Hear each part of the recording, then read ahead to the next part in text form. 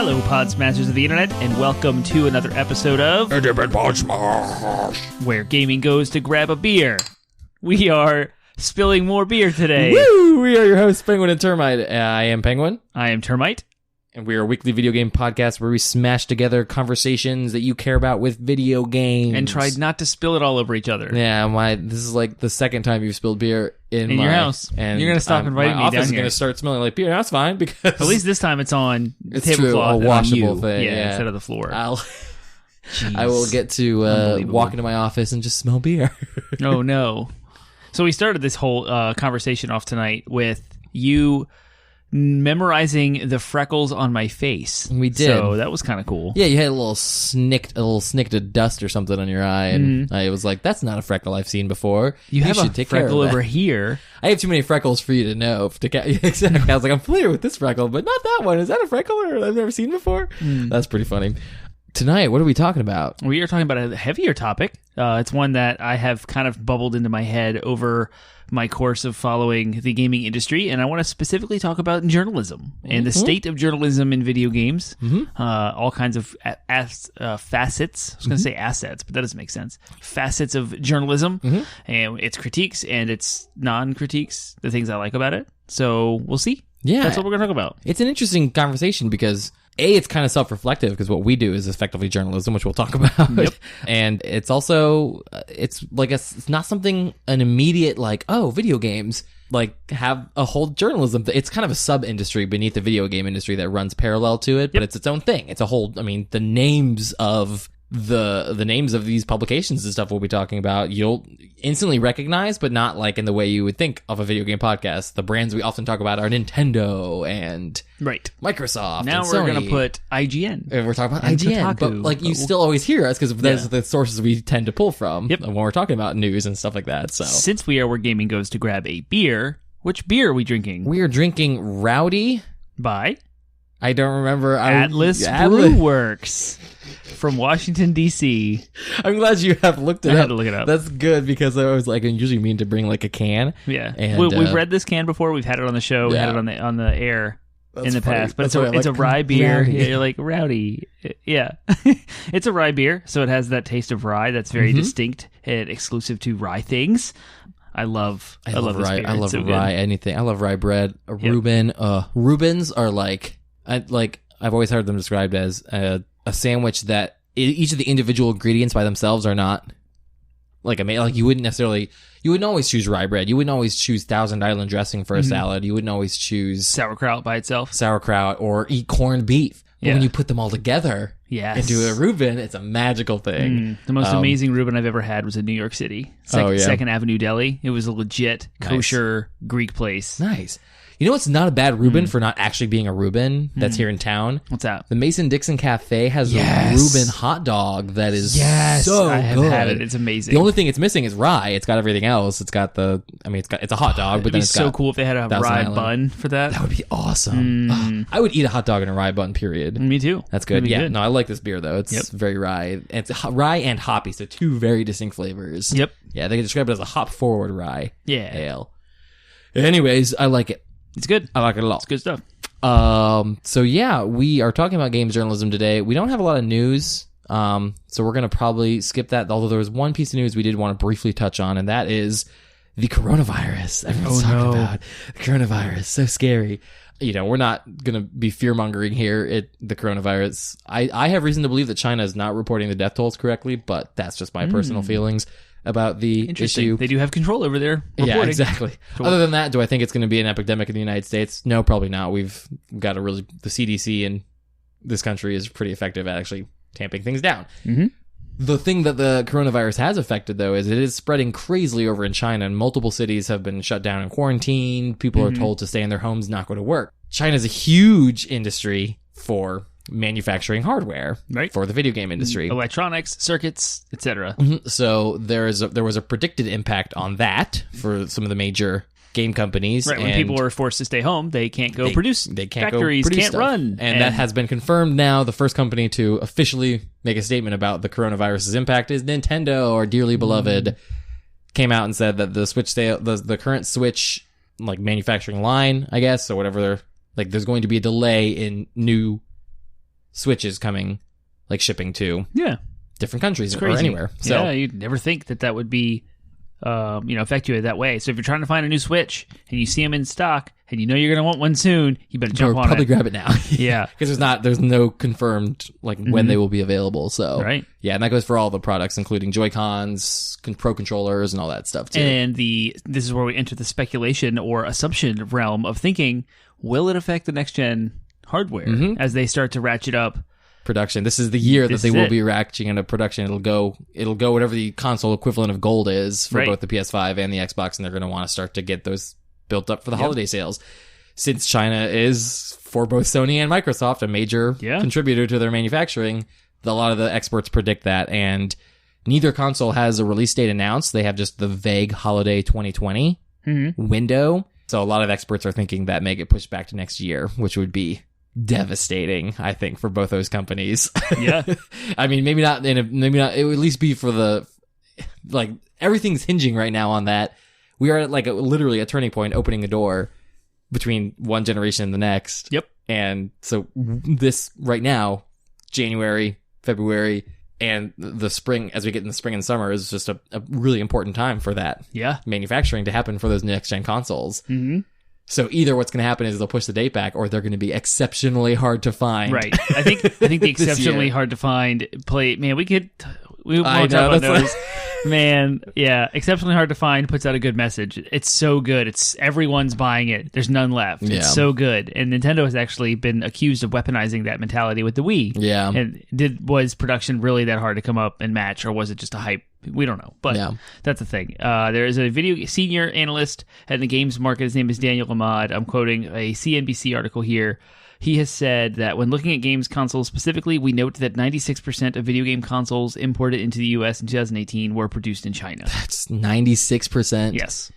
Of all video game consoles imported into the United States. So if you 96%. When we talked about with our own personal actions against China, a lot of people will say, well, you're talking about this on a phone made in China. That's part of the point. They've so inextricably link themselves with the American economy that at this point we have no choice but to call for action from our officials, because we can't it's literally impossible to live your life, do your job, make your money, interact with your friends, have a life, and not have purchased something from China. Right. So yeah. Yep. But anyway, sorry, that's getting off the rails. Yes.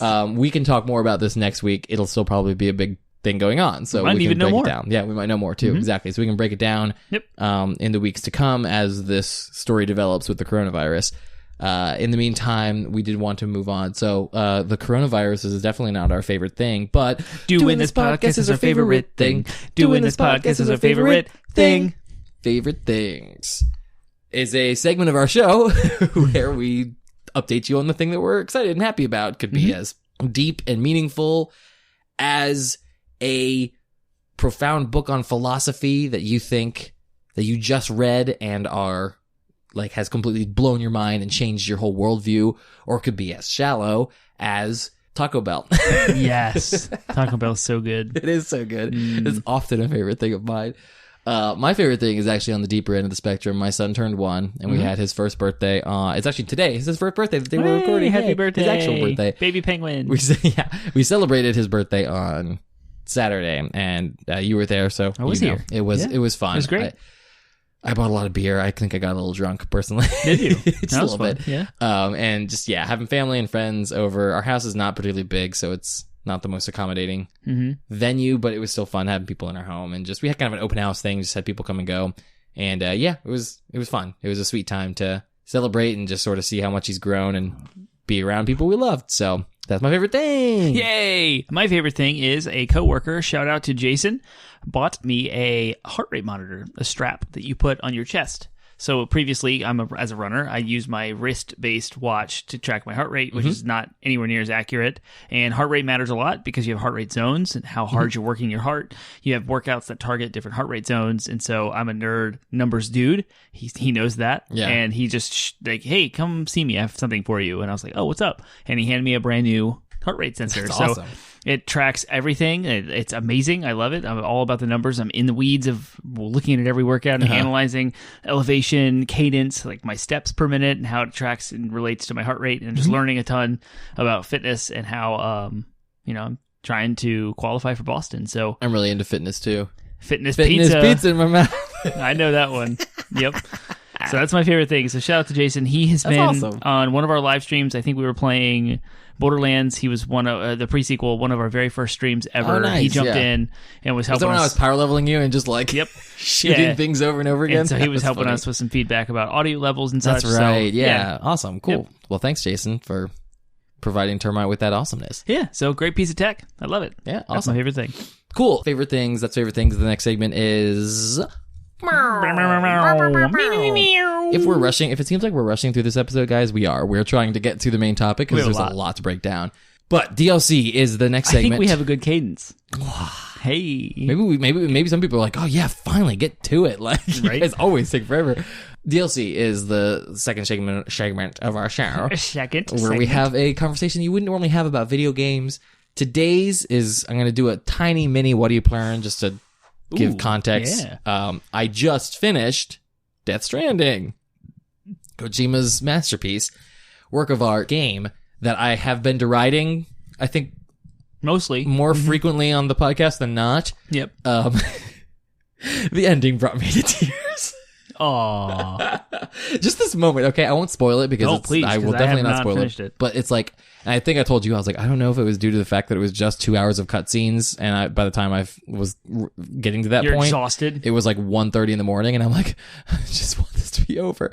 Or if it was actually good, I do think it was an actual, like, well executed, well acted, well written, well performed moment. Yeah. But I will not. But yeah, I was definitely like bawling, and I won't spoil it. I won't even say the context because that would in and of itself be a spoiler. I will just say that like that is the reaction I had. All right. So, given that we're intellectuals, I think it's probably safe to say between the two of us, I'm not quite there, but we tend to talk very intellectually and try to have heady discussions about games, and we try to analyze games. And even when we're playing them, we're more interested in having fun, having that kind of moderate level of like chill fun when we're playing games. That is a facet of gaming. We don't tend to, neither of I tend to react emotionally to games. Right. So that's what I wanted to break down. Getting me to react emotionally to anything is already a feat in and of itself. Other than pure optimism and joy. That's true. That's what you are. I've never cried during a movie. You've seen Inside Out, right? Yeah. Yeah. So like you are, joy is just your base mode, whereas I'm probably anger or... some mixture of yeah. I saw Up and like laughed because everyone in the theater was crying. Have you the intro to Up with the sweet he got married, had dreams, and like never made it? They always say better love story than Twilight, told in 5 minutes without words. Yeah. Oh, so good. But anyway, that's the barrier of entry to my emotion. Macy, you watched the Super Bowl. Do you remember the Google commercial about Loretta? Okay, you know what happened with me? You want to know how I reacted? This is great. I reacted by immediately asking Google if it knew my anniversary. And then I proceeded to make it know my anniversary and then try the picture asking thing for myself. No emotion at all. Nothing. That's funny. In fact, Alex, my wife, asked me if I had an emotion reaction to that. Did you see it? And then she gave me like a tears emoji. And I was like, oh, yeah, I forgot about that commercial entirely. That just went in one ear and out the other. That's funny. But Google knows my anniversary now. We were watching Doctor Who today, and that commercial came on, and Macy, we luckily had DVR'd it, because Macy's like, no, I need to fast forward it, or I'm going to start crying. No, it's so funny. Yeah. Anyways, it doesn't have to be crying, though. I wanted each of us to break down our top 3, like, personal favorite moments that we did react emotionally to a game, but it doesn't have to be crying. It could be anger, a time you just raged out on something. It could be a time that you were just super stoked and excited and something funny happened. It could be a time that you acted spitefully or in vain towards someone. Like, it could be so there's a whole emotional spectrum you can pull from. Yeah. But I just wanted to talk about the top 3 times, your favorite times in your life that you emotionally reacted to a game. Okay. Do you have I if you don't have yours, I have mine. I have a couple, but do you want to just alternate then? Yeah. Okay. Go ahead. All right. So my first one is, aside from the Death Stranding, bawling my eyes out, because that's the most recent one, and it was just pretty funny because I'm sitting there in my living room just, I don't cry often either. You may not know this about me. I may not have talked about it. It does take a lot to make me cry, but I will often. I cried during the Way of Kings, the Oathbringer, the last Termite book, and So it does take a lot for me. Sometimes movies will get me, but usually it's like, if at all, it's like a single tear. I'm usually not like weeping. Right. But, anyways, so aside from that one, I will say 3 different ones. I'll say one is, one time I'll say a spiteful. I'll do a spiteful one first. Okay. I reacted very spitefully when it was a friend who we didn't really like. Me and my friend, we didn't really like him, and we were mad at him for something he did. But we weren't like immediately mad at him. So it was in World of Warcraft. What we did was we lured him out somewhere. I think I said I was on an alt, and I was like, "Hey, that's right." So what we had done, we just transferred 2 characters. They had opened up faction transfers for the first time. Yeah. So we paid to transfer 2 of our one of character each to the Horde. And we had typically played Alliance, and we didn't tell him about it. Yeah. And so I teleported. So I got on an alt, and I was like, "Hey, I'm out in the middle of nowhere, and I died, and some Horde killed me. Can you come portal me?" And he's like, "Yeah, sure." So he came, just trying to be helpful, came and portaled me, and I was like, "Oh, we're gonna get him." And then I alt F forward and then got back in the game, and I said, "Oh crap, I'm sorry, I disconnected. You mind waiting for me for just a second?" Yeah. And then we both logged in as our Horde, and we swooped down and killed him and started dancing, and it was very obvious it was us. Like, it was names that we chose specifically, and so we were just spiteful. So it was just pure, like, the amount of time we wasted that day just acting spitefully towards this guy was the... Yeah, that's funny. And then he logged off after that. Yeah, I'm sure. Like, didn't talk to us for the rest of the day. Yeah. It was awful and evil, but there was emotions were high, both spiteful glee, and that was one. I will likewise talk about a very awkward interaction. So for me, I was not involved. I was, because I was the center of it, but I don't know how to describe this emotion other than I wanted to just run away, even though I was not the subject or the offender or the offendee. Yeah. I was playing online. I will not mention any names. So we're going to say I was playing online with friend A and friend B and friend C. Okay. Friend A logged off to physically drive to my house. So I continued to play with friend B and friend C. And then when friend A arrived, friend B and friend C were still interacting online, and I had unplugged my microphone. And this was before like PS4 era. So when you unplug, it was 360. When you unplugged the microphone, it detected it, and it started playing voices through the TV speakers. At this point, I'm now, bye guys, I'm leaving. My friend is here. Friend A has arrived. I'm out. Peace. Unplug microphone. Friend B and friend C are having a massive gossip session about friend A. They have no idea that friend A can hear everything that's being said. It was extremely offensive, and it was like, again, I'm just an observer of all of this, but I was it was very awkward. It was so, like, they were just talking bad about this person, and I was not happy about any of it, and I was like, you guys are messed up. That's funny. So that was... And not funny at all. Terrifying. Yeah. But it's just, it's not even a video game. That's just kind of friends in a video game. The video games were just the medium of that. But you reminded me of that. I likewise had a similar story with World of Warcraft, where a friend, no more names, friend A and friend B and myself, me and friend A wanted to steal friend B's money. So we tried to do something to do with mounts and buying and purchasing and items and being account bound. And I don't remember the details of how we did it, but essentially 90 gold was the first price of a mount back in Vanilla WoW, and it was crazy expensive. It took hours and hours and hours to churn out. We got him to give us money for our own mounts or something, and then I don't remember the details of it, but likewise, he was super offended and he was the kind of person that would hoard all of his money. Yeah. He would never help us, ever. Like, he would never give us a dime. And so there was something we did, and I don't remember what it was. Oh, it was probably the mail. Because you could, send a mail and then say cash on delivery or whatever, or gold on delivery. Yeah. And to accept the mail, they'd have to... the gold would they'd have to hit yes or whatever, but the gold would come out. So maybe you somehow distracted them. I don't remember what we did, but we stole money we got money out of him. He was so bad. So along the same motions. Do you want to hit your next? Yeah, I got another one. I remember Killer Instinct for the N64. Yeah, gold. I was like, this was back in the day when I definitely was a kid and could not regulate my emotions at all. I remember just straight up, this was a straight up threw my controller at the screen. All right. Getting frustrated at the boss fight. Jeez. Fortunately, it was one of those tough CRT screen. Yeah, there was super thick glass screen, so I didn't even dent it at all. Right. It probably did more damage to my controller than I did to my screen. But I just remember, getting in trouble because my dad came in and was like, "What are you screaming at that game for?" And I'm like, I don't know how to explain this. There's no rational explanation, so just punish me, whatever. Yep. I'm in trouble for this. Yeah.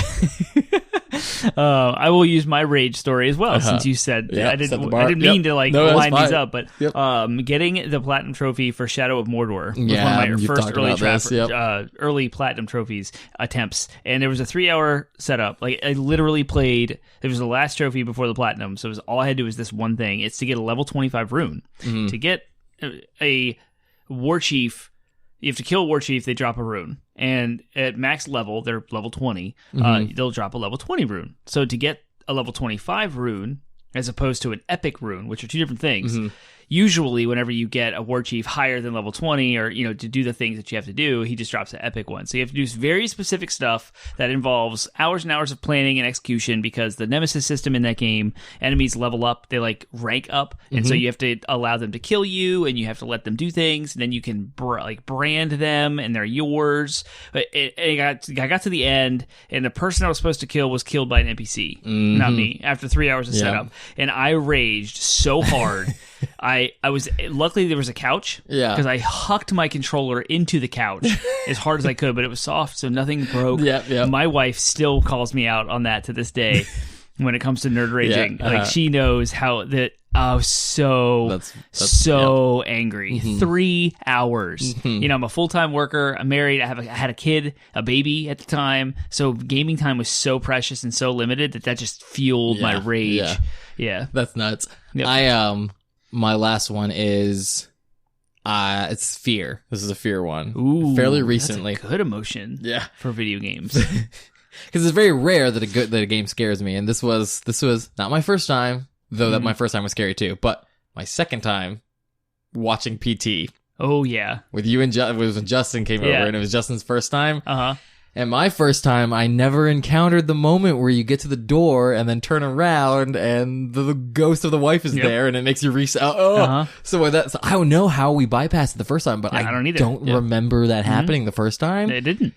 It doesn't always happen. Yeah. Right. So when it happened with Justin, I was like, I was cowering in your couch. I was like, I don't remember that happening. That didn't happen last time. And I was so scared. Yeah, PT is definitely a highlight of being scared. I dropped the controller several times, playing that game. I've done it 4 or 5, I don't know, 10 times. But my last emotion is excitement. I was so excited about the release of Mortal Kombat 2 for the Super Nintendo back when I was in 4th grade, third or 4th grade, that I lost sleep. I was so excited at just the idea of having Mortal Kombat 2 at home and the existence of it. I was such a Mortal Kombat fan, the first one. My brother and I played the crap out of the first one for hours. So 2 had come out. We saw it in the arcade.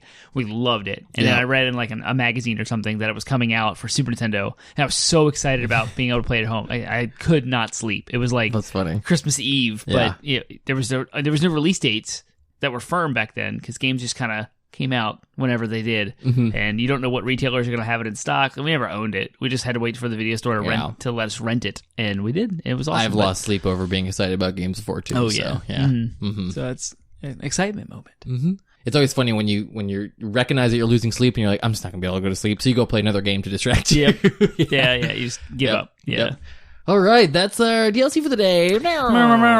As you may have noticed, that has nothing to do with our main topic, other than the fact that oftentimes game journalism is accused of just being these flighty, emotional That's true. fancies. So I figured I more wanted to talk about my big crying at the end of Death Stranding. my big So cry. you just shape a whole DLC around it, so you can talk about your one experience that you had. And then 3 others. Sure. I kind of cheated. I stuck a 4th one in there. Yeah, you did. Technically I did too, but I talked about my one. Yeah, you did. Context. Yep. So I actually had to think of a 3rd one on the fly, because I was like, crap, my Death Stranding one was one of my original 3. But anyways, it's fine. All right, so we're talking about games journalism. Whew, we got a lot to break down on this one. So we're mostly going to be talking about sort of a state of games journalism, video games journalism. It's 2020. Yep, we're gonna kind of break down and just talk about kind of a top level, like, who are the major players? What are the major differences between different forms of media as applied to games journalism? And then we'll get more into the nitty gritty of what are the problems facing games journalism, and what should games journalism even be? But we're not we'll start kind of at the beginning talking about what are the major media platforms that games journalism occurs on. Platforms may not be the right word, just media. What are the media? Yep. Like, what forms of media do games journalism occur on? We're assuming that our listeners know what games journalism is. Usually we kind of start at the very beginning with the definition, but I mean, games journalism is journalism about video games, but it could be everything from the games themselves. It could be about the industry, like the big players and what they're doing. It could be about the culture and what are the, it could be journalism about the problems. Right. In Even a report about a convention. Yep, exactly. Yep. So, the what I read online is like the typical form of games journalism is release, preview, review. Oh, okay. Yeah, it's kind of the usual form of most publications as they talk about it. They talk about the release of a game, or announcement. Announcement, I think it is. Yeah. Okay. They talk about the announcement. Yeah. They talk about reviews before the or previews before the game comes out, and then reviews after the game comes out. Yeah. So, yeah. But other than that, we will start. The first question we'll talk about are what are the major forms of media that games journalism is happening on.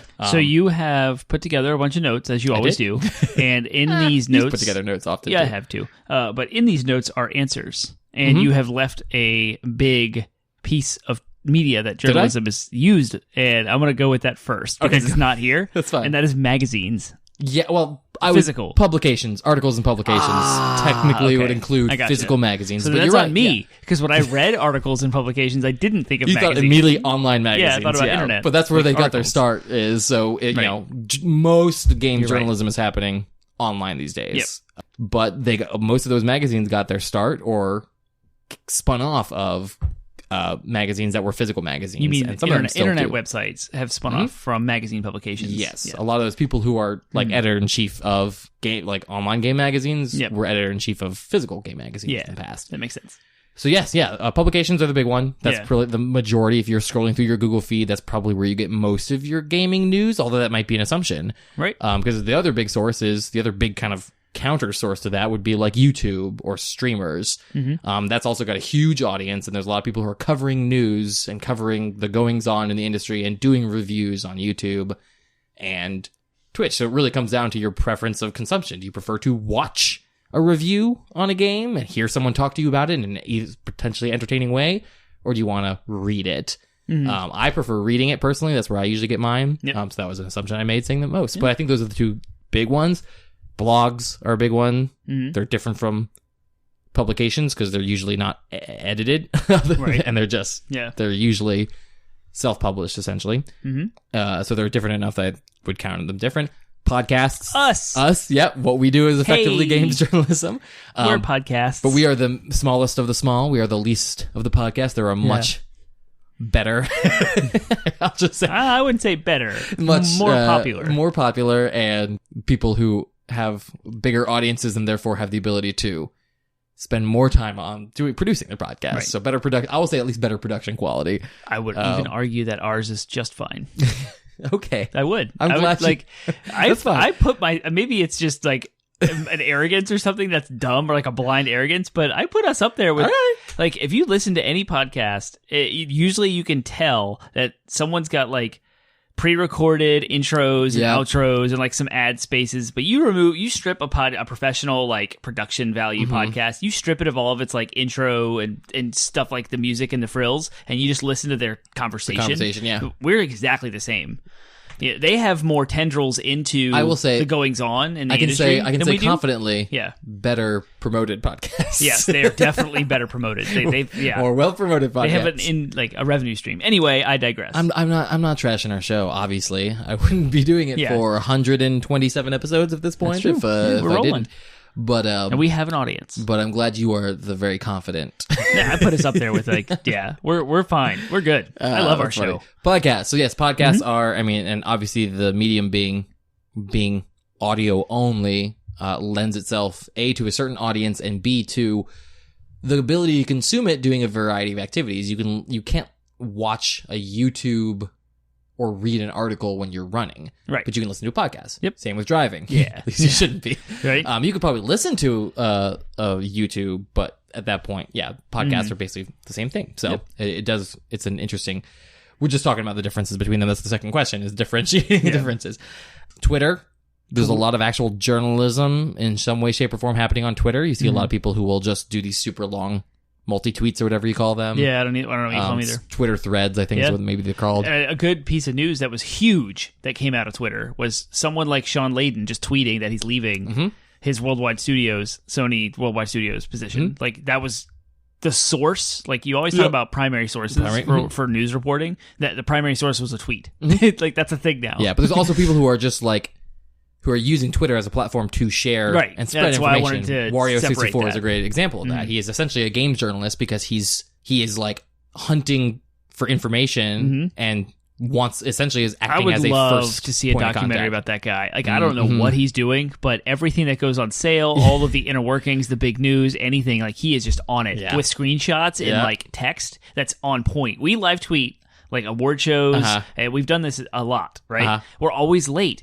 Wario, like, I can just retweet Wario 64. He's got to be. I mean, he's there. Like, he has to be physically there. But I don't even know where he's getting his screenshots from, or like I don't know what he does. Yeah. I'd love. That's Dude's awesome. Yeah. But yeah, I would say Twitter's one. I would say awards shows in a lot of ways are their own. So there's a handful. Yeah, there's a handful of awards shows that I would count as journalism, not only because announcements are happening there, but because the very act of giving an award to a game is essentially a review. It is saying, we think this game is great. We think this is game of the year. That is an act of journalism in a lot of ways. Yeah. There's also tons of journalism that surrounds award shows, but I mean, there's a handful of them. The Game Awards is the obvious one. Jeff Keighley's Game Awards, and is he a journalist? Yeah. Oh, absolutely. Exactly. So he's old IGN, or he was on.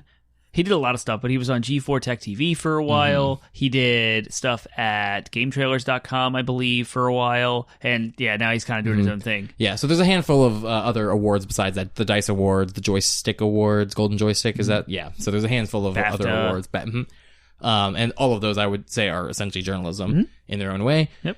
And then, of course, Metacritic itself is a sort of crowdsourced form of journalism, for better or for worse. It is effectively journalism because it contains a whole bunch of reviews from both users and actual reviewers from publications and stuff. And the act of scoring a game in such a high-profile way is a form of journalism, I would argue. Yeah. So. It's an attempt at objectivity. Yeah. So we talked about some of the differences between these media. I would say the big ones I want to talk about are, you see a lot of, with publications and articles, you see a lot more of a bias just because the people who tend to be writing things, I think, tend to be a little bit more left-leaning. But as we'll break that down further. Yeah, we will. But I think that you start to see that left-leaning breakdown when you get more into things like streaming and YouTube, because you have individual people, the gamers themselves. So I think there's a much broader spectrum of thought in that regard. For better or for worse, depending on where you land on the spectrum, there is a much broader range of thought, I think, as you get into some of these other ones. Yep. Especially as you get further down into the ones that are less and less productions, if you will. Less and less formal editing and stuff like that. So, yeah. The common folk. And again, that can be, I mean, you'll keep hearing me say, because we want to try to be as fair as possible. We don't want to try to take too hot of a stance on any of these things. Right. So we probably will have our own hot takes. But so you'll probably hear me say, for better or for worse, there are contexts in which that's a great thing. Right. There are contexts in which that can be a bad thing. So, and we'll get more into that. So, what are the big names? The most prominent, we'll kind of narrow in on publications and spend most of our time there. But what are the big names of publications? You, audience members, should know most of these names because we quote lots of our news stories from them. Yes. These people are professionals. They are in the industry. They have boots on the ground at these events. They have ties to game developers and publishers. They usually have inside exclusive scoops even, which may or may not be paid off, which could be or may not be a bad thing. But I mean, there's a reason why that the news comes from these websites. Yeah, because their jobs are doing this. They're pros. Right. is the only bottom line. Is they're like in it. Yeah, they're in it. They're usually the first ones on the ground. And on location, because they can be there. Their whole job is to be there and get the news and write about it. So, what is the president of Blizzard? What's his name? J. Allen Brack. You and I are never going. Well, I can't say never. We're not going to give you the interview with J. Allen Brack. We will not do it this year. But these places could. They have that kind of access. The only reason why I use Blizzard is because in the context of previous episodes we've been talking about them. But anyway, so some of the most prominent publications in video game journalism are Kotaku, Kotaku's a big one. IGN, Polygon, Mhm. PC Gamer, Game Informer, which I still subscribe to. And a that was physical I was magazine. gonna say that's a physical. That is and Yeah. was same with PC Gamer. Both of those are still physical magazines. Yeah. That you can get sent to your house, but they also have online. Right. Eurogamer and Famitsu. Yeah, we wanted to kind of go across the pond, Yeah. across both ponds Right. in those regards. Over to Japan, over to Europe. Yep. Famitsu is- Eurogamer, fun fact for you guys, if you ever heard of Digital Foundry on YouTube, they do these awesome technical in-depth views of like videos of like analyzing the technical performance of video games. They are a branch of Eurogamer. That's awesome. I feel like Eurogamer is like the BBC of games journalism. a little bit more unbiased, if you will. Yeah.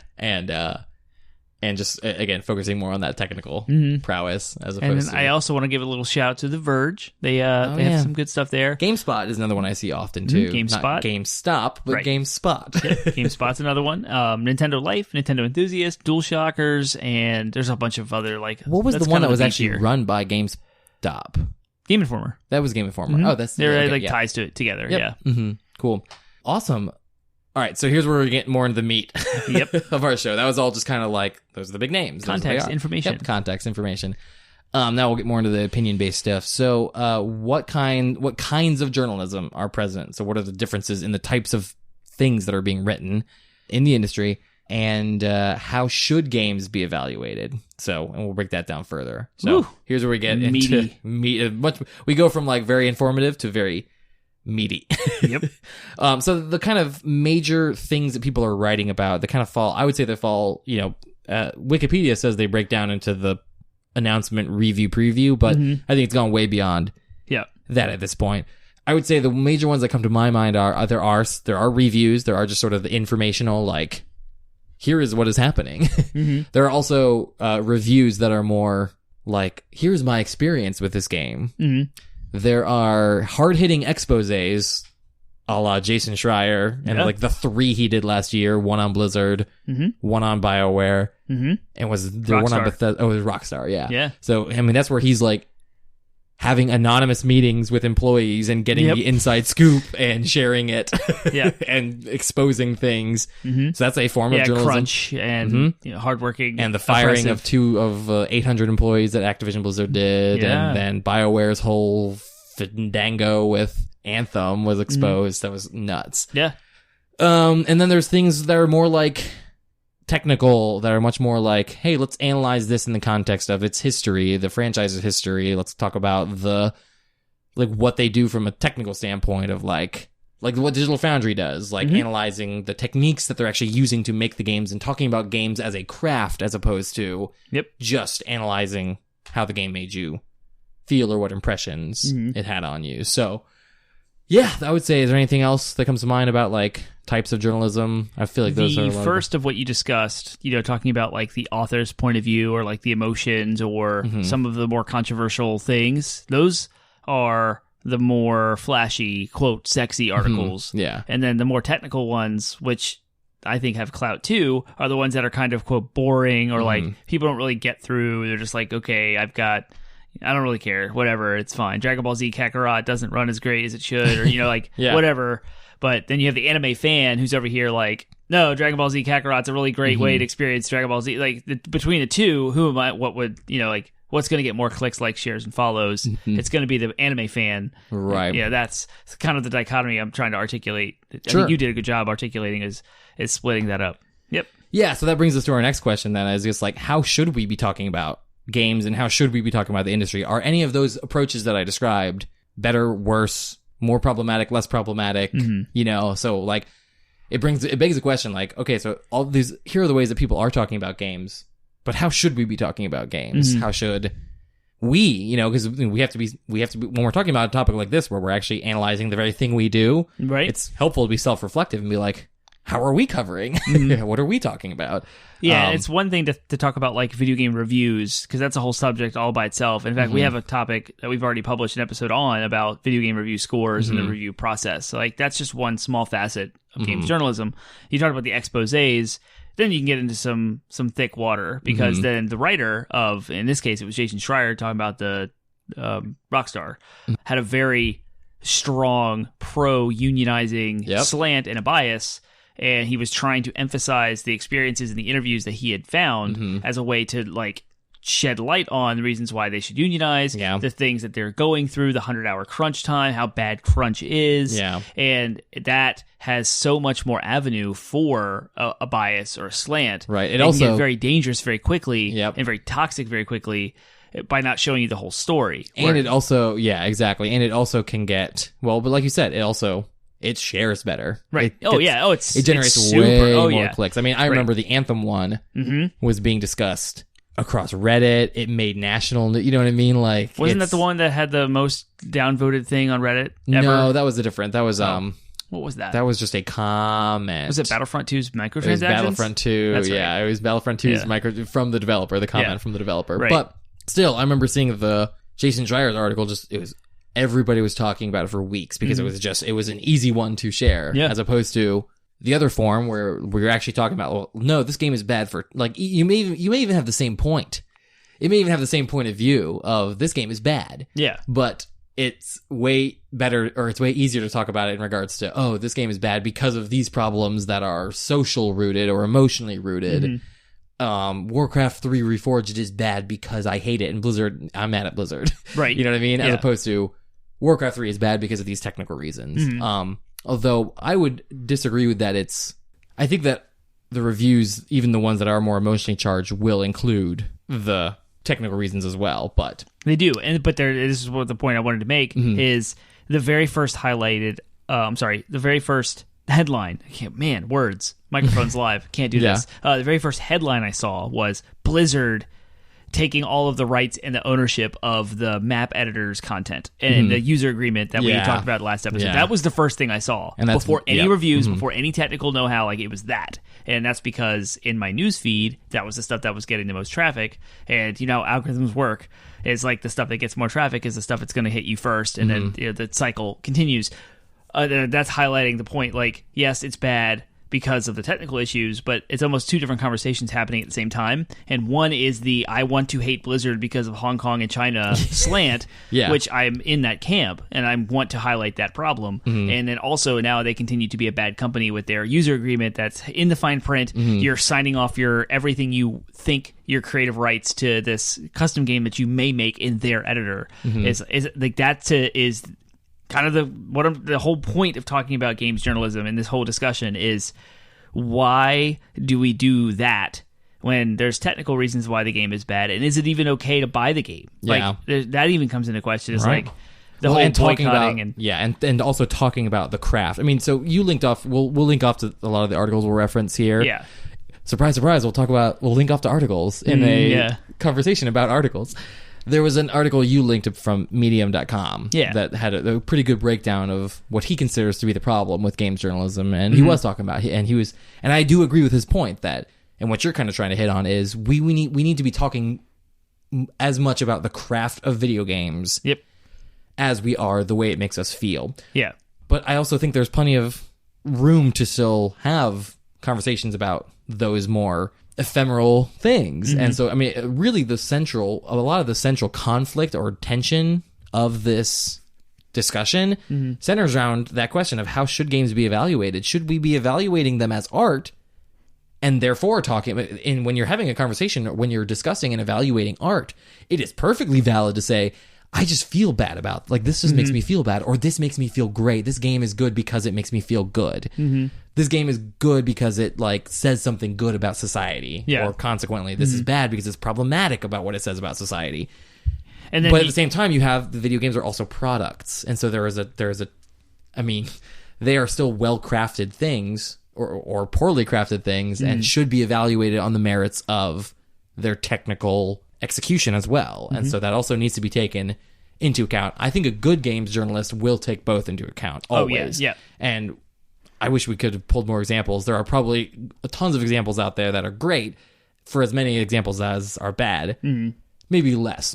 Maybe for every 5 there's like a 1 or 2 that are good. You know what I mean? But like a good person will be like, here are my impressions of this as a form of art, but then here is also how it does as a product. I have two good examples of things that happen in the gaming industry that highlight different aspects of this. One is the release of Red Dead Redemption 2. technical, amazing, almost perfect and flawless, open world, execution, graphics, animation, voice acting, music, storytelling, absolutely incredible. Why was it marred? Where was the controversy? It was all in the social aspect of it. How was it made, and what lives were at stake? Who was crunching? Who was oppressed? Who was told they had to sit in a chair and get this thing done? Without talking about the people who are... we had an episode about unionization that was directly linked to that. So go back and listen to that for the more in-depth, like our take on that.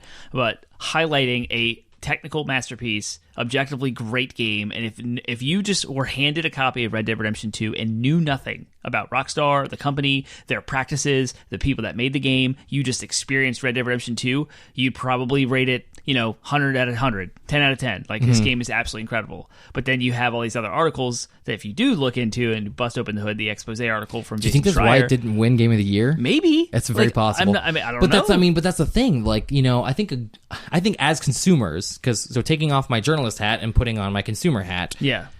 As part of a member of the culture, I think it's my ability to compartmentalize that, understanding that nuance as a consumer and being like, you know what, I will buy this game, but I also think these people should be held accountable for the way they treat others. Right. You know what I mean? I will love this game. I love Red Dead Redemption 2. I was craving it the other fantastic. day. I'm like, the only dying to reason get back to it. The only reason I haven't like reinstalled it just to goof around on it is how massive it is Yeah, on my it takes hard forever, drive.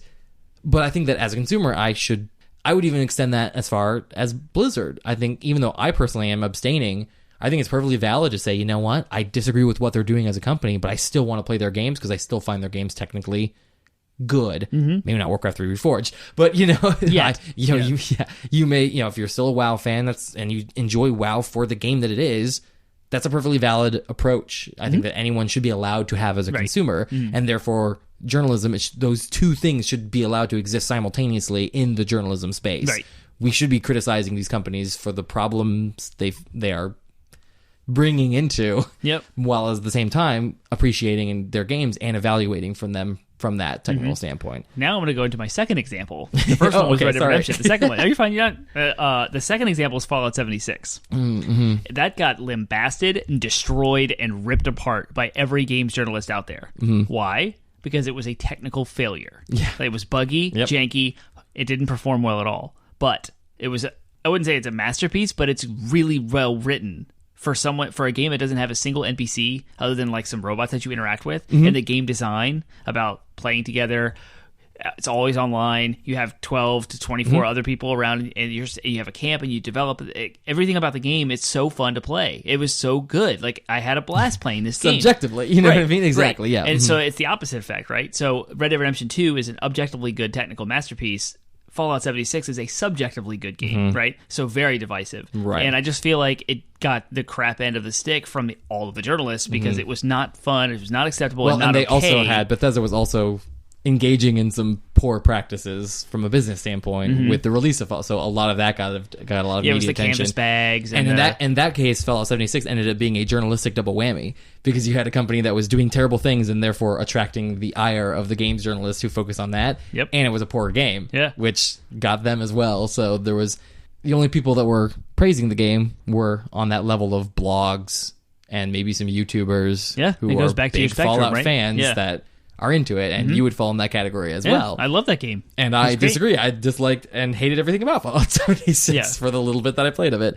But that just goes to show just how many voices are in the space. And we've just touched the tip of the iceberg. And I did want to also say that, like, the one thing that we kind of left out of that dichotomy of, like, should games be focusing on the social and cultural issues, or should games be focusing on technical, doesn't even get into the hard-hitting exposés, where I would say that's some of the best journalism out there, is even though it's on the end of the spectrum of the cool, flashy, sexy thing, like, the work that goes into interviewing people and reveal, like, that's what journalism has always been about, is getting that story, that beat, that, yes, it sells well, but it's also important because it's exposing issues. Because without that, people aren't held accountable, and the games industry doesn't get better. It gets worse and more predatory. Right. Yep. And I so absolutely. we need that love kind of Jason journalism. Schreier. Yeah. He is like one of my favorite writers ever. When I see something written by Jason Schreier, I know it's good. Like, I know it's true. I know it's like it's going to hold up.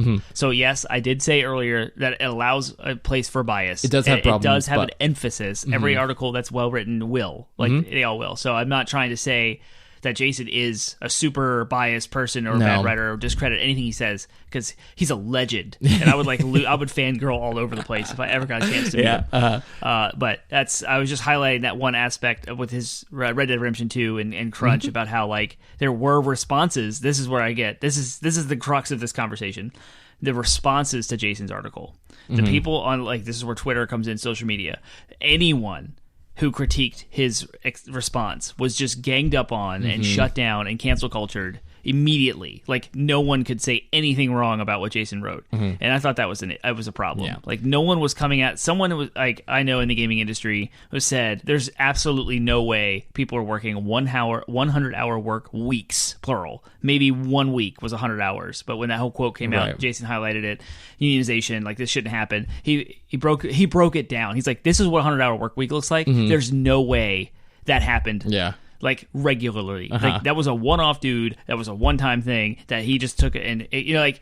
But that person was shut out, cussed out, demeaned, toxic, like horrible. 100-hour work week is a soundbite that sounds good to say over and over and over again. Making them work 100-hour work weeks. 100-hour work weeks. That's like easy to just blow that out of proportion when you're right. Yeah. When you actually logically try to analyze it, it's like 80-hour work weeks, possibly, probable. Right. But 100 hours, like just think about 20 extra hours of anything. Right. Yeah, it's it had nuts. to have been like a one-off thing, a cram session. But that person tried to speak out truthfully and shed some actual like light on thought. it. And Jason probably would have listened and like a one-on-one conversation, but it was the mass of social media that just like dogpiled on this one response to Jason's article.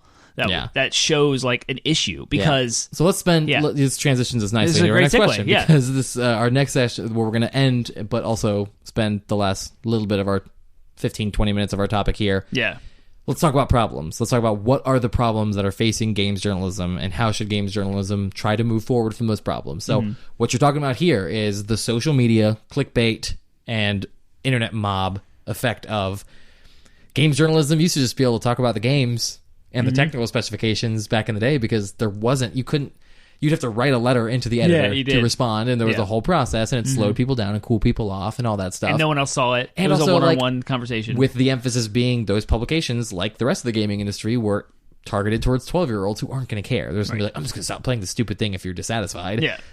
But, now because it's so easy and so available, and they have a comment section right there, and it's anonymous, so you can be as crappy as you want to other people. The internet has completely changed the way journalism gets proliferated. And it's a huge, like, toxicity is a problem in everything right now because of the internet. So not just games journalism, all forms of journalism. Not just journalism, all forms of discourse right now are suffering under this idea of the fact that people can just be as crappy as they want to each other with no repercussions on the internet. Yeah, it's the accessibility and the I don't know what you call you're exposing yourself. Like it's not just the fact that you can interact with someone one-on-one and insult them. It's the fact that you can do it publicly. And I don't know what the word I'm looking for is, but it's like I can publicly shame you. And get people behind me to help me make you worse. Pile on. And it's like that's the other aspect of the internet. I was just watching literally Mason and I watched it today because I had the day off. I took the day off for my son's birthday and just for a mental health day. We watched the Taylor Swift documentary. Oh, I want to see that. It's not great. Oh yeah. But that was one of the things though. It was after the what was it after? Oh, it was after the feud she had between her and Kanye, and when the kind of internet turned against her.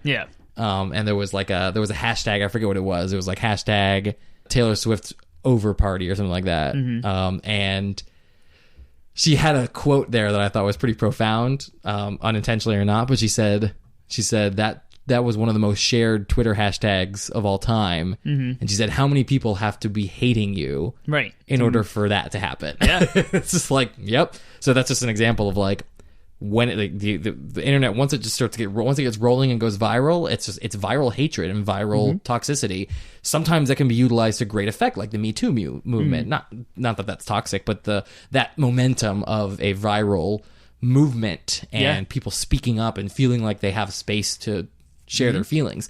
That can also, it's a double-edged sword. It can cut both ways. It can be a vehicle for just hatred, vitriol, and violence, quite frankly, towards people. And Gamergate is a great example of that. Oh in my gosh. Yeah. games journalism. And that's, again, that hostility. There's a hostility outside of journalism, as in the consumers of journalism, Right. towards diverse voices. And that's, we'll link off to an article, a Kotaku article written by a African American games writer who worked for Kotaku until this year when he left. Yeah. And he had this very, I'm surprised they even published it, but he had this very scathing criticism of his own place of work. And he exposed and talked about how there is a hostility. The people who are at the top of the businesses of these games journalists are white men. Yeah.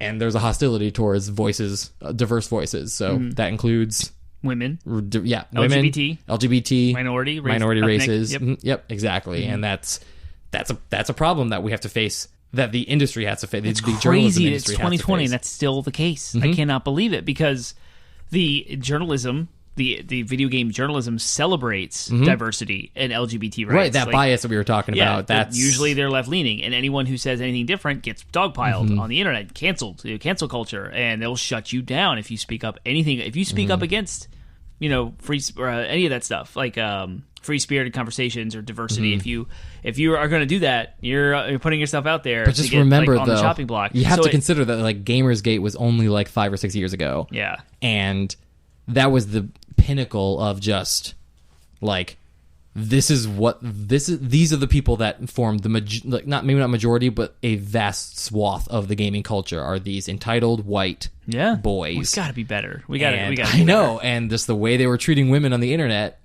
There's my left lean. You got to be better. Right, We yeah. got to get these white dudes out of here. Exactly. And we say, as white dudes. Right, yeah. As white dudes trying to break into this industry. Right? Exactly. We got to get these white dudes out of here. We got to get the white dudes out of here. As white dudes. Yeah, so that, again, that was not very long ago, so you have to think that and even though, kudos to the game. I'll link to a Paul Tassi article from Forbes. It's right there on our list there. Yeah. And he said there was, even though the culture at large was trying to get the games journalism industry to pile on to these poor women during Gamersgate, they did not, to their credit. Good. But nevertheless, you have to think that they are having these backroom conversations of we have so many readers who are criticizing us for our left-leaning bias. Yeah. So the bottom line is there's still a huge part of this culture that is toxic towards different. Yeah. And that's something that journalism is going to have to, that the gaming culture in general is going to have to confront. And so kudos to the voices that are there that are calling this stuff out. And so that's why I'm saying there is still there's still a place for people, whether they're, no matter what race they are, to be playing games and being you know what, this is really crappy towards women, the way they're handling. Yeah. Sorry, Kojima. Quiet, the way that you wrote Quiet, the half-naked sniper character in Metal Gear Solid 5. Yep. No, I don't buy your excuse that she has a skin condition where she has to constantly be in the presence of water. You know what I mean? Yeah. You wanted to show off her form She in was order an to object. sell the game. Yeah, Yeah. exactly. You were objectifying her. That stuff still needs to be called out, and there's still a place for that because it's a huge problem. It is. Everything we just talked about, that's the landscape. And I have this picture in my head of a desert with really harsh winds and super bearing sunlight. Gerudo right? Desert, got it. Yeah, Gerudo Desert, and you are not going to survive if you try to just traverse through this desert, right? That's the landscape that you just painted for journalists to operate in. Yeah, and so you have journalism that is fueled by clicks, likes, shares, and follows. The attention is the currency. They also have to yield and be scared too of that the backlash, the toxicity. So can you imagine, these old white dudes are all at the top, and people of diverse voices are getting shut out because they're trying to avoid the backlash, but shutting out a diverse voice gets you backlash that you're trying to avoid. It's a tiptoe, eggshell, a nuke. Yeah, everybody said they wanted to write and talk about games and get paid for it. The actual reality of that no is money in it. You get paid so little, and it sounds like the most stressful thing is every single thing you're going to get posted is going to get picked apart. Yeah, criticized. A figurative nuke could go off on you at any point. Yep. And then suddenly you have people sending death threats. It's amazing that any of these websites still go. Exactly. It's crazy. Well, that's again, and there's criticism of the people who try to run the middle line, like IGN, where they're often criticized of. They're super safe. They are very everything safe. they write is super safe. Yeah. And that's a problem in and of itself. Yeah. So, cool. Speaking of IGN, one of the big problems facing journalism is real or perceived payoffs. The idea, so again, it may not actually be happening, but there's still a narrative, I should say, of, well, of course you gave that game a 9 out of 10 because they paid you. And again, that, even if that's not happening, it's probably not happening in 99 out of 100 cases. Right. That very criticism undermines, can completely undermine. Yeah. And if that narrative goes viral about anything you write or anything you do, then everybody will just disregard you. And that kind of happened to you on a micro scale when you were wrongfully, I will say, defending. That was hilarious. When you were wrongfully defending Fallout 76. I'm tongue-in-cheek. Yeah. I'm just kidding. But you were defending Fallout 76 on a Facebook page or something like that. GameSpot and people were like, article. Yeah, and you were talking about, hey, we talk about this in our podcast. You were trying to actually drum up some, because you have to do that as a starting podcaster. You have to awkwardly shill yourself. People are like, no one wants to listen to your podcast. You're probably just a Bethesda employee. Yeah, so this guy looked at my profile, which I have locked down, and he said, I have friends from the Maryland, Virginia area, so therefore I probably work for Bethesda. And then he proceeded to rant or gloat about he just did that research in 2 minutes and found me out. He clicked on your Facebook profile where you were publicly talking about things. Yeah. Oh, it was so funny. But where was I going with that thought? Where were we Payoffs. going? Oh, right, payoffs. Whether they're I will perceived say, or real. thank you. The people who have left IGN and started their own podcasting and YouTube streaming businesses, multiple sources all say that IGN does not get any money for any of their reviews ever. And That's awesome. that whole perceived narrative, don't know where it came from, is false. It is. So Yeah. IGN is a very trusted site for me to go for reviews. Yeah. But But I mean that they're not going to have an expose on someone. It's like right. they're I mean, safe. there's this. Other problems. We've talked about social media. We've talked about hostility. There's sort of an exclusivity in the gaming culture right now, but I think it extends to journalism as well. And what I mean by that is there's this the gaming culture, the gaming industry, the gaming journalism industry can be very hostile to outsiders, intentionally or not. Nobody from Microsoft or Sony would say we don't want non-gamers playing our games. No, they absolutely want more people playing games, and they have invested tons of money in getting that to be a reality. The culture at large hasn't quite caught up yet to that, right? And that is a problem. And there's a problem of game journalism is often written from a perspective of you'll only understand this if you're already involved, if you're already immersed in this culture. They use even just using language and discussing things in such a way where it's like, if my wife were to read it, she wouldn't understand what half they're talking about. If our Pastor Gordon was reading it, he wouldn't understand half of what they're talking about. You know what I mean? And that's a problem because you never want to create anything and say, I'm only wanting these people to, you always want people who are outside to come in. Right. It should always be inclusive in that regard. And so therefore it should be accessible. Yep. But what we formed this isolated bubble. And again, that Kotaku article where the guy left, it's titled Palante Kotaku or whatever. And he talks about that, and he says that we can't keep doing that. We can't keep treating games as something that's only for gamers. Right. Games are just a form of entertainment that should be something that everyone is talking about always, constantly. Right. Yep. We should, in the same way where it's you would, when someone said, "Oh, I don't watch Game of Thrones," you'd be like, "Are you crazy?" Or "I haven't seen or Avengers Endgame." What? Right. Why not? What, are you crazy? What?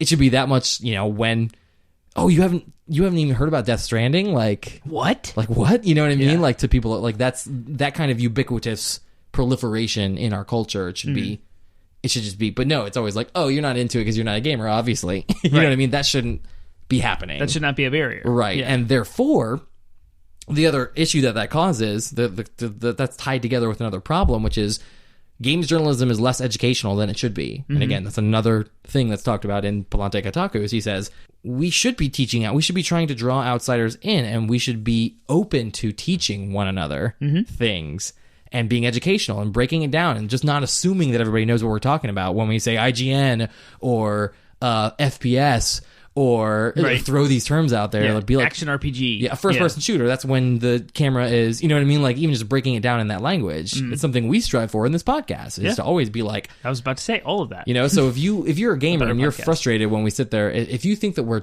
condescending, if we sit there and we're like, what does the FPS first-person shooter mean? You know what I mean? Or what are frames per second?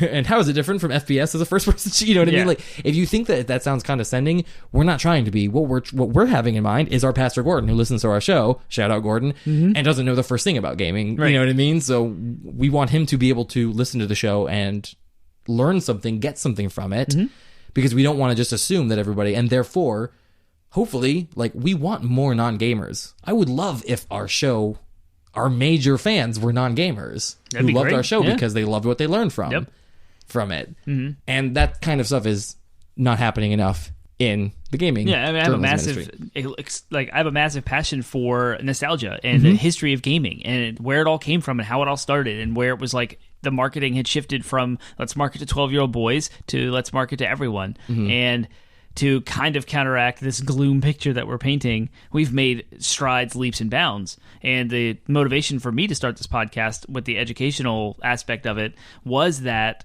we're entering a point where you can walk into a Target or a Walmart or a random store and there's aisles of video game memorabilia in the toy section. There's aisles in the gaming section right next between where movies are sold and where video games are sold. You can buy wall art, socks, like clothes, beer mugs, shot glasses, lamps, like T-shirts, shoes, everything about video games is there. The Target has a whole corner of like clothes, like all video game related clothes too. And I'm starting to see like, okay, it is gaining momentum. It's getting proliferated out there into our culture. And it's not quite at the ubiquitous state of you didn't watch Game of Thrones, but you know, we're getting there. Yeah. And when I do see journalists prohibit that or like do something or say something in a way that's not supporting that kind of movement, actually prohibiting it from growing and being exclusive, then it's that much more frustrating. It's like, you're not helping us. Like, we're trying to get this word out. We want to bring people in. And I've even had feedback about this show that it's very obvious that we do have a heart for teaching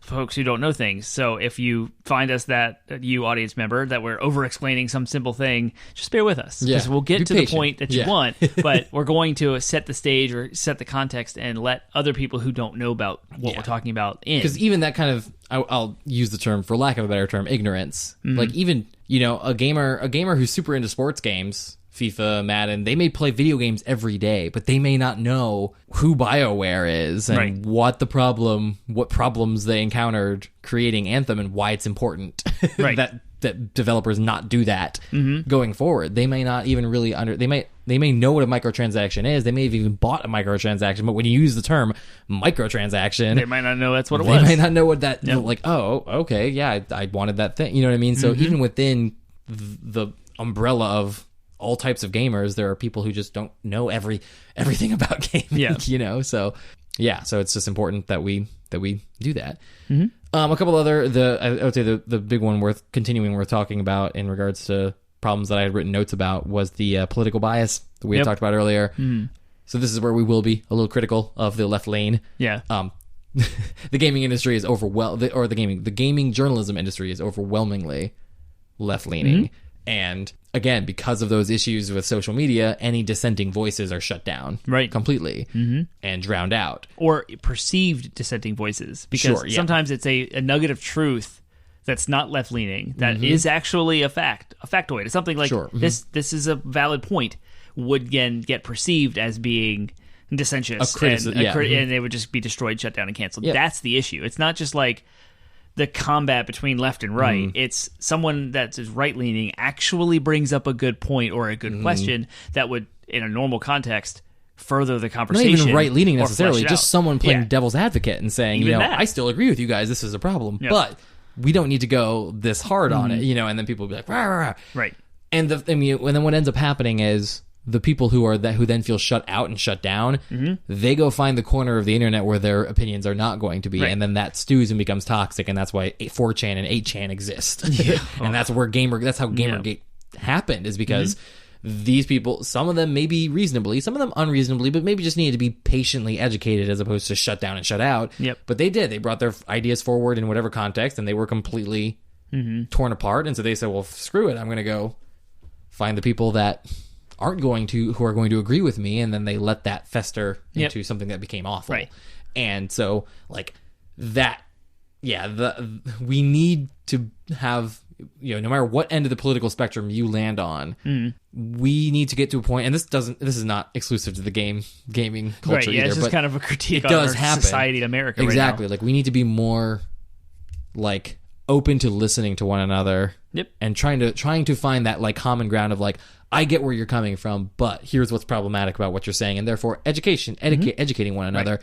We also need to be humble and say, yep, I'm wrong, or yep, this is wrong. Yeah. That's the circumstance of the 100-hour work week is a circumstance where it could have been very easily, it could have, in a different universe, somewhere out there where people are more reasonable, that could have very easily been oh yeah, you're right, let's bump this number down to whatever the actual reality of 60 to 80-hour work weeks is, and then that could have... And that's still oppressive, that's still bad, that still sucks. Yes, like, it doesn't change the message. Yes, exactly. It just removes the hyperbole. Yes, and exactly. It, like, sheds a little more truth into your... And then everyone essentially is then included. You don't divide someone and push them out. Yeah. Of the defenses discussion. get lowered. Yeah. Yeah. I mean, I used to be one way politically, like super, super right, and now I'm not at all. And that's because of actual interactions and discourse with folks. And I'm not any better than anybody else. No. I'm not trying to say. I mean, like, I've been lucky and fortunate enough to have voices, patient people, and actual real conversations. And that's just personal, one-on-one, like real life reflection and like